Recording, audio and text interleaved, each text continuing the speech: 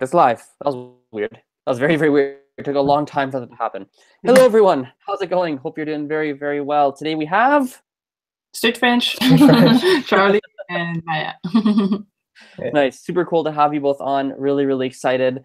These are two people I've interacted with for, I guess we were saying on Instagram a little while ago, but roughly a year or so. It's super cool to actually have a conversation with the two of you.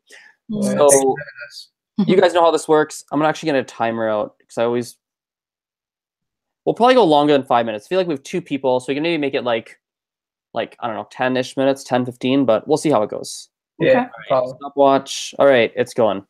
So, what are your guys' names and what do you do? My name's Charlie. And I'm Maya. And we live in Paris and we teach French here in Paris and both online on Skype. Nice. And I'm French and you're American. Yeah, I'm American. I'm from LA. Okay. So how did you, tell us the story of how you guys met? How did that happen? We met on couch surfing. I won a scholarship and I wanted to see if my French skills, if they were, if it was worth studying all those years. And so I came and I sent maybe 50 messages to 50 different people. And one person said yes, they'd like to show me around the city. And it was her. And, yeah.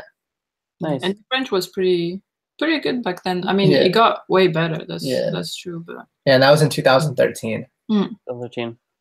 So tell us. I mean, I'm actually curious. We didn't talk about this on Instagram Live, but I'm curious. When you teach French, what are some of your philosophies? For me, it's just using the language as much as possible. It depends on what people want. But most people, they just want to be able to use the language and be conversational, and that's about it. And so I just show them how to use the language as much as possible, and we build vocabulary around that. We build grammar points and everything around them using the language as much as possible. And a lot of times I give people what they need to live in Paris, how to ask where the restrooms are or how to order something.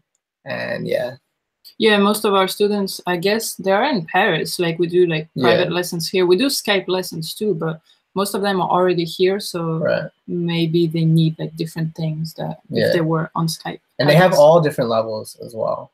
Yeah, that's true. Yeah. So what are some strategies that the both of you have seen that work? Let's start here for a beginner. What are some keys for a beginner who's learning a language? Yeah, I actually had a beginner lesson earlier today. Yeah. And then so the first thing I told her is how to say, how do you say, comment dire?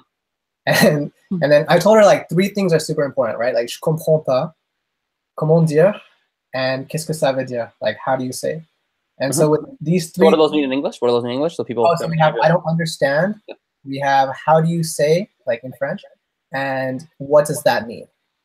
And so with these 3, you can kind of fumble through a conversation. You'll, if you're in the store and you need something, you'll walk out with that thing, hopefully, right? You can point to something ça, comment dire? And then they'll tell you how to say it in French. And then, and if you hear something you don't understand, you can say, qu'est-ce que ça veut dire?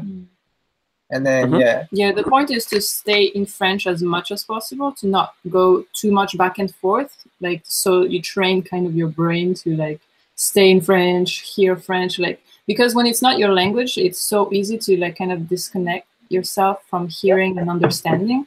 So when you're starting with that, you're practicing staying in the language all the time. Right. And are there any differences in your experience between teaching someone who's a beginner versus someone who's, between someone who's learning and they're already at an intermediate, or maybe they're upper intermediate or advanced or whatnot? Oh, it's night and day, really. Yeah. So what would you recommend to an intermediate or advanced language learner? I'd recommend to experiment and find what works best for you. For me, what really brought the language to life was going to a meetup on meetup.com every week for a couple years. And this was back in LA. And I met a couple people there, and we were good friends, and we would hang out every week for a couple years, and we would just walk around town speaking loud French. And that was what was really important to me, and what made it fun for me, maybe want to keep going. But maybe for someone else, it might be reading comic books, or it might be listening to music, or whatever. It's just really find what helps you the most and exploit that to the fullest. And actually doing that, it's cool because you try so many different things. So for a few things, you will practice listening, understanding. With other things, you will maybe practice writing or maybe cooking. And like French becomes part of your life, kind of. Right. So if someone is like super interested in like recipes or whatever, or cooking, and they can like start integrating, like instead of making like more time for French, you can like trade and do things in French. Yeah, like that way, like trying new things, do things that you like, of course, like read like articles that you like, or read like comic books, like you said. So it like, it goes into your like French really has to become a part of your life if you want to be able to use it proficiently, and that's something we try to stress a lot. Cool. Well, let's change gears. So we know how. Actually, Charlie, how did you learn French? You took classes in the States, or how did you? Yeah, so it started out like as a hobby for me. I had, just one day I was like, I'm gonna learn French today, and then I would just sat in front of my computer like all day, and I just was looking up stuff on word reference, how you say things. And I had a friend who studied French, and we would just like go back and forth. She would send me something, I had no idea what she said. I would look up everything, like, oh, okay. And then after I needed to take a foreign language for, at university. So then I started doing that, and it was just kind of like a hobby. And then after, I was studying music for a while, and then I just changed to French. I don't know why. It just seemed like a good idea. And then I came over here, and then that's what, like, I was studying French, for 2 years, but it wasn't really clicking. Like I couldn't really use the language like I wanted to until I started going to meetups and using it a lot, and that's what really brought the language to life for me. And Maya, how did you learn English? People always ask me that, but I don't really have a real answer. I don't know. I always like, languages were always my favorite thing. I'm bilingual already. Like my mom is Croatian, so maybe I have maybe it's easier for me. I don't know, maybe. But it has always been like fun for me. Like when I was younger, and we would watch. There's one thing that is true in France is like TV and everything is in French, and people struggle with English, right?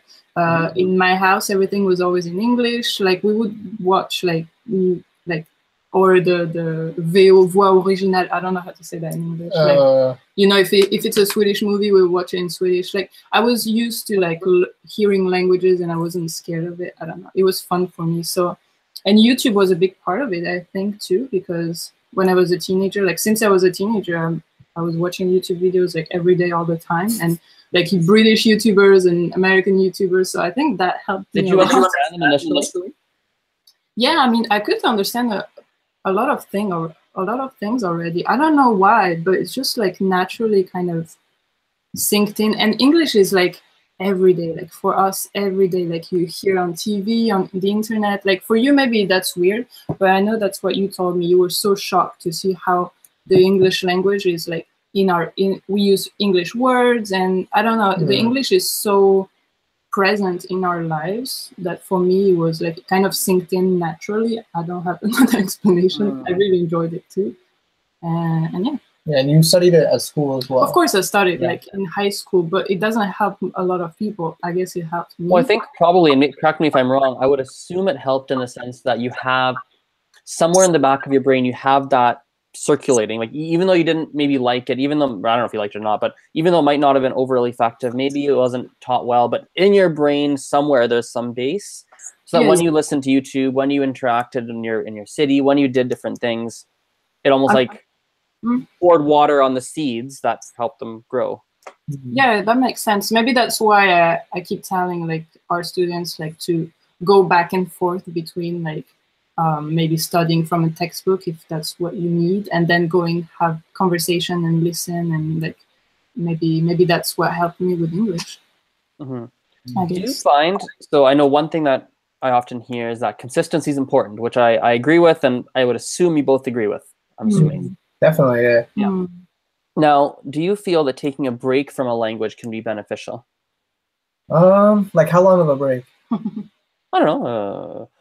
I'll give you a practical example. I did, I've been studying Mandarin for the past, 3.5 years. I haven't really touched Mandarin for about a month and a half because I'm going to India soon. And so I'm... Oh, really? I'm going to be in India for 2 months. Oh, that's cool. When? I leave on January 28th. Sorry, it's one of the places I've always wanted to go. Oh, really? Yeah, I'll be living there for 2 months. I'll be there for 2 months. I'll be studying my own first language because I can't. Well, I mean, I can read and write very poorly, and there's a lot of vocabulary I don't have, and so I'll be studying my own first language along with Hindi. But so the past month and a half or so, I've just mostly focused on Gujarati actually, and not really Mandarin. Yeah. So I'm actually curious, in your perspective, like, is a break can a break be is it negative? Is it positive? Is it neutral? Does it depend? What's your perspective? Maybe, but it seems to me like taking a break makes more sense right now because you're going to India. So why wouldn't you want to focus more on that language? You know what I mean? Like, I don't know. But I think people shouldn't be scared of, like, I don't know if it's beneficial. Maybe it is for some people. Like, I know that if I'm working on something else, not learning a language, like taking breaks and coming back to it is usually beneficial. I don't know if it's the same with the language, but people shouldn't be scared of it because when they come back, things come back more like faster than you expect to. So, for example, I had a lesson yesterday, right? And with an American student, and she went for the holidays in the States, right, to see her family. And she didn't really speak for 2 weeks. And when we started the lessons, she was struggling like for 5 minutes, but she's pretty fluent, right? And at the end of the lesson, everything was back. So everything came back. So it's not negative. I don't think if it's super beneficial, but it's not a bad thing. Yeah, experiment maybe. You'll tell us in a couple of months. Yeah, right. Well, I know my personal, the reason I'm asking for selfish reasons actually, because my personal experience for me, for whatever reason, I've always noticed that if for whatever reason I'm away from a language for whatever reason, when I come back to it, it feels real. It's almost like it's been marinating in my brain for a while. And then it's like it's kind of slowly cooking. And when I come back, it's like, oh, it's oh my God, it's better than it was. It's weird. It's really weird. So I was recently listening to Mandarin music because I have some on my phone, and just when I hit shuffle, for the longest time, I just hadn't landed on a Mandarin song, but then I was driving and one day it did. And I was like, oh, holy moly, this feels nice. Like this feels really comfortable, which was interesting. I didn't even expect it. And then I went to a meetup where I have a meetup group in my city that I run for languages. Yeah. And so we had an event, and there's like a decent group of Mandarin speaking people that came. And so I was speaking Mandarin with them. And even then it was very weird. I was like, wow, I haven't touched I literally have not touched Mandarin for a month and a half. And it feels so like natural. Right? Like, and it was weird. I was like, oh, interesting. And I've had that experience with French and Spanish too, because like French, I studied French, I've studied now for 20 years. I've been learning, I've known French for almost my whole life. But like, I remember when I first started to study Spanish, I put less attention on French. It'd be like, oh yeah, it's like almost more natural than before. But I don't know why that is. And I don't know if that's, it's something I've been asking a lot of people recently, just keep asking, getting different perspectives to see. But yeah, that's interesting. Yeah, I don't know. It just feels more fresh, kind of like, I don't know. I guess so. I think some people don't. I think I have a funny gut feeling. I may be wrong and look like an idiot. I have a funny feeling, Charlie, you're gonna like really connect with this. I don't know why, but I feel like some people say they're taking a break, but it's really a way of escaping the language because it's hard. Maybe. I want to take a break, but it's really just hard, and they just don't want to do it anymore. Have you encountered students who do that? Yep. Yeah. Yeah, I should take a break. And what it really means is, oh, this is hard. I just don't want to focus on it anymore. I'd rather just not study it. Yeah. I guess our students are already here, in France. So they can't be like, oh, I'm going to take a break while living in France. Some do. But they go back to their country. Some people live here for years and years and they just speak broken French. Yeah. But it works for them. Like maybe they speak broken French, but they don't need it, like. Sure. Yeah, fair enough. They know enough to get back. Yeah, it's like everyone has different goals with learning a language, and it's whatever works for them, really. Yep. Yeah. Cool. Yeah. Well, let's wrap it up there. Thank you everyone for watching. As per usual, all the social links for our guests Maya and Charlie, they're in the description. You'll see them, website and YouTube's and Facebook's and all Instagram, all that stuff. And I'm gonna look at the chat actually, make sure there wasn't any questions. I didn't look at it the whole time. Oh, there's some chat going on, but yeah, nothing crazy. So cool. Okay. All right. Hey, Warren's in this. Hey, Warren, how are you? Anyway, Warren's one of my. I just did a 2-day intensive with him recently. So cool. Nice. Cool. We'll wrap it up there. All right. See ya.